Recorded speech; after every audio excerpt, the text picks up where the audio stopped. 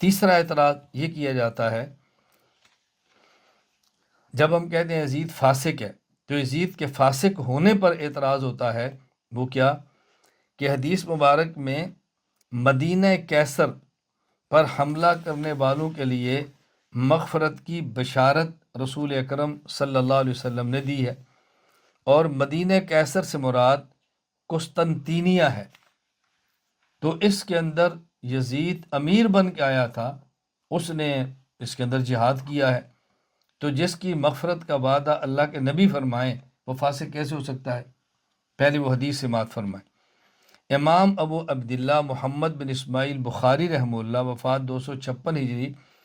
صحیح بخاری حدیث نمبر 2924، باب ما قیل فی قتال الروم۔ حضرت ام حرام کہتی ہیں کہ انہوں نے رسول اللہ صلی اللہ علیہ وسلم کو یہ فرماتے سنا، اول جیش من امتی یغزون البحر قد اوجبو، میری امت میں پہلا لشکر جو بحری جہاد کرے گا، میری امت کا پہلا لشکر جو دریائی سفر کر کے جہاد کرے گا، اس نے جنت کو اپنے لیے لازم کر لیا۔ تو ام حرام کہتے میں نے کہا یا رسول اللہ انا فیہم، میں بھی ان میں ہوں۔ فرمایا انت فیہم، تو بھی ان میں۔ پھر رسول اللہ صلی اللہ علیہ وسلم فرمایا اول جیش من امت یغزون مدینہ قیصر، میری امت کا پہلا لشکر جو مدینہ قیصر کے خلاف جہاد کرے گا، مدینہ قیصر پر حملہ کرے گا، مغفور لہم، ان کے گناہ بھی معاف کر دیے جائیں گے۔ تو میں نے کہا انا فیہم، میں ان میں ہوں یا رسول اللہ۔ فرمایا لا، تو ان میں نہیں، یعنی تو دوسرے کے اندر جائے گی۔ اب اس حدیث مبارک میں مدینہ کیسر سے مراد اعتراض کرنے والے کہتے ہیں کہ قسطنطینیہ ہے۔ معلوم ہوا کہ یزید چونکہ اس کے اندر آیا تھا اور جہاد کے اندر شریک تھا اور بلکہ امیر بنا تھا، تو اس کی تو مغفرت کا وعدہ اللہ کے رسول صلی اللہ علیہ وسلم فرمایا، آپ اس کو فاسق کیسے کہتے؟ جواب ذہن نشین فرما لیں۔ جواب نمبر 1، اس میں کوئی شک نہیں کہ یزید اس غزوہ میں شریک ہوا، لیکن یزید اپنی مرضی سے نہیں، بلکہ آپ غور فرمائیں گے تو آپ کو اندازہ ہوگا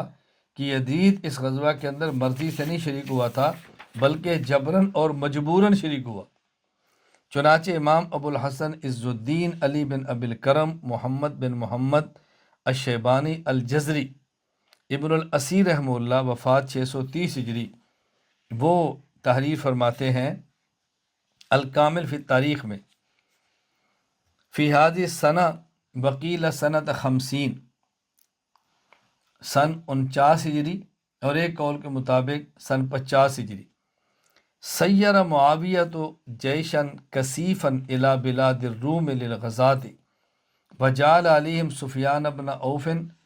وامر ابنہ یزید بالغزات معہم فتثاقل واتل فامسک عنہ ابوہ فاصاب الناس فی غزاتہم جوع ومرض شدید فانشا یزید یقول ما ان ابالی بما لاقت جموعہم بالفرقدونۃ من حمى ومن مومی اذا اتکات علی الانمات مرتفقہ بدیر مران اندی ام کلثومی وام کلثوم امرأتہ وہی ابنۃ عبد اللہ بن عامر فبلغ معاویۃ شعرہ فاقسم علیہ لیلحقن بسفیان الی ارض الروم لیصیبہ ما اصاب الناس فسار وماہ جمع کثیر اضافہم الیہ ابو۔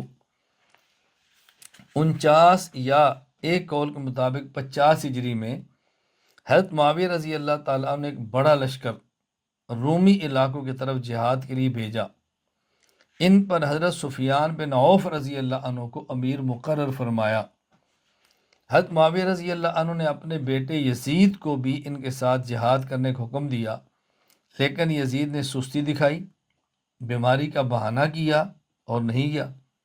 جس پر ان کے والد معاویہ رضی اللہ عنہ نے اسے چھوڑ دیا، نہیں بھیجا۔ اس جہاد میں لوگوں کو سخت بھوک اور بیماری کا سامنا کرنا پڑا۔ تب یزید نے یہ شعر کہے، اب بتائیں کس مستی کے اندر تھا۔ یزید نے شعر کیا پڑھے، ما ان ابالی بما لاقت جموعہم بالفرقدونۃ من حمى ومن مومی اذا اتکأت علی الانماط مرتفقہ بدیر مران اندی ام کلثومی، ام کلثوم یزید کی بیوی تھی،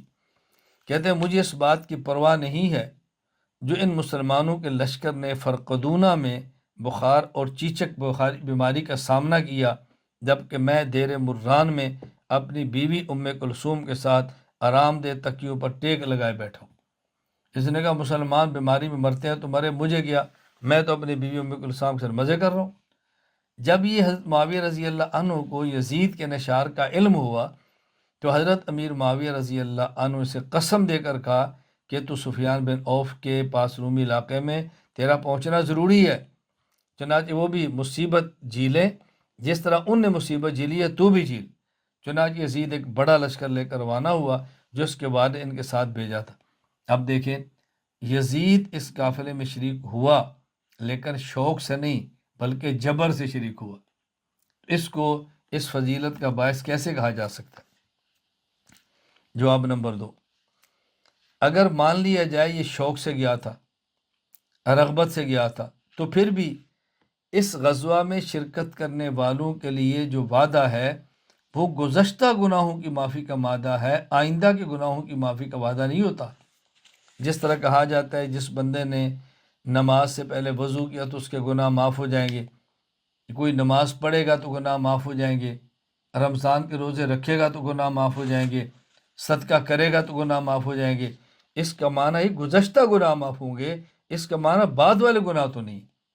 اور یہ جو یزید کے کرتوت جن کی بنیاد پر ہم فاسق کہتے ہیں، قتل حسین وغیرہ، یہ تو بعد کے گناہ ہیں، ان کی معافی کے اس حدیث کے ساتھ کیا تعلق ہے؟ چنانچہ حضرت شاہ ولی اللہ محدث دہلوی رحمہ اللہ تعالی وفات 1176 ہجری، یہ شرح و تراجم ابواب صحیح البخاری میں فرماتے ہیں قول مغفور لہم تمسک بعض الناس بهذا الحدیث فی نجات یزید لأنه كان من جملة هذا الجيش الثاني بل كان رأسهم ورئيسهم على ما يشهد به التواريخ۔ از فرماتے ہیں کہ یہ جملہ حدیث پاک مغفور لہم، بعض لوگوں نے اس جملے سے یزید کی نجات پر استدلال کیا ہے اس لیے کہ وہ بھی اس لشکر میں شریک تھا، بلکہ ان کا سردار اور سربراہ تھا، جیسا کہ تاریخی روایات میں موجود ہے۔ شاہ صاحب فرماتے ہیں لیکن یہ بات درست نہیں ہے، بس صحیح انہ لا یثبت بهذا الحدیث الا کونہ مغفور لهم علی ما تقدم من ذنبی علی هذه الغزوہ۔ فرماتے ہیں صحیح بات یہ ہے کہ اس حدیث سے زیادہ یہ ثابت ہوگا کہ جو گزشتہ گناہ اس غزوہ سے پہلے کیے وہ معاف ہو جائیں گے۔ لأن الجہاد من الکفارات، اس لیے کہ جہاد کفارہ سیئات ہے۔ وشان الکفارات ازالت آثار الذنوب سابقت علیہا للواقع بعدہ، اور کفارات کا مطلب یہ ہوتا ہے وہ گزشتہ گناہوں کو معاف کرتے ہیں، آئندہ ہونے والے گناہوں کو معاف نہیں کرتے۔ نام لوکان ما حاضر الکلام انہ مغفور لہ الی یوم القیامہ لدل علی نجاتہ، ہاں اگر حدیث میں یہ ہوتا مغفور لہم الی یوم القیامہ کہ قیامت تک جو گناہ کریں گے ان کے سارے معاف ہو جائیں گے، تو پھر اس حدیث کا مصداق ہوتا وَإِذْ لَيْسَ فَلَيْسَ، جب حدیث کے اندر یہ لفظ نہیں ہے تو ہم آئندہ کے گناہوں کی معافی کی بات بھی نہیں کر سکتے۔ بل امرہ مفوض الی اللہ تعالی فی مرتکبہ من القبائح بعد هذه الغزوہ من قتل الحسین وتخریب المدینہ والاصرار علی شرب الخمر ان شاء فعنہ وان شاء ذبح، بلکہ اس کا معاملہ اللہ کے سپرد ہے، اللہ چاہے تو اس بڑے بڑے اس کے گناہ جو تھے اس کو معاف کر دے، اور اللہ تعالیٰ نہ چاہے تو اس کے گناہوں کو معاف نہ کرے۔ تیسرا جواب یہ ذہن نشین فرما لیں، اس حدیث میں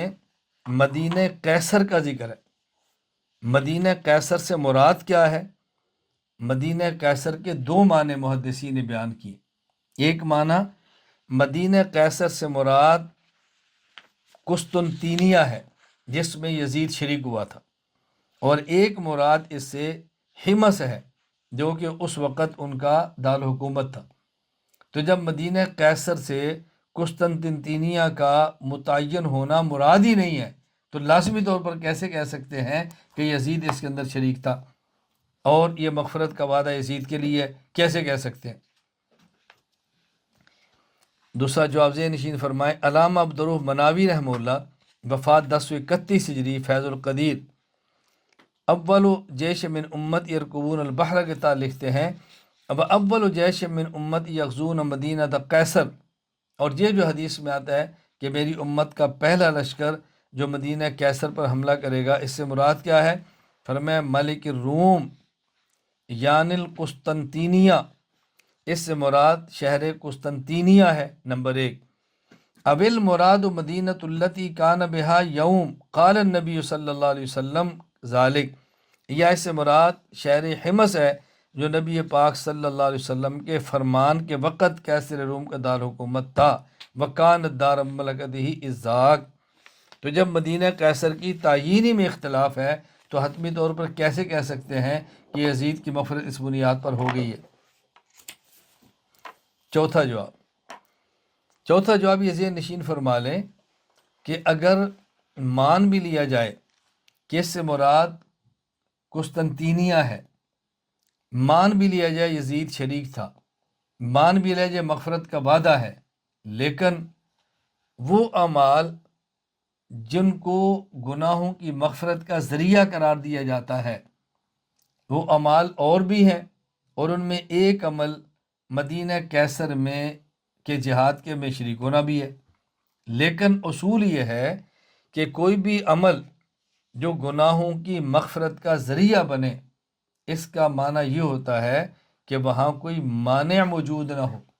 یعنی کوئی ایسا سبب موجود نہ ہو کہ جس کی بنیاد پر کچھ گناہ معاف نہ ہو۔ مثلا جس طرح یہ وعدہ ہے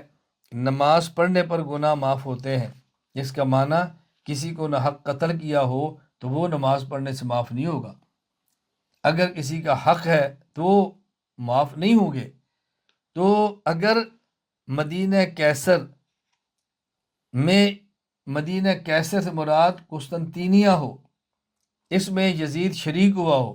اس کی مغفرت کا وعدہ ہو، لیکن یہ شرط ہے کوئی ایسا گناہ نہ کیا ہو جس کا تعلق حقوق العباد کے ساتھ ہو، تو قتل نفس جیسا جرم معاف نہیں ہوتا، تو قتل حسین جیسا اور قتل صحابہ کا جو جرم ہے وہ صرف اس کی شرکت سے معاف کیسے ہوگا؟ خلاصہ یہ ہے کہ یہ بھی اسباب مغفرت میں سے ایک سبب ہے، لیکن شرط ہے کہ وہاں پر کوئی اور معنی موجود نہ ہو۔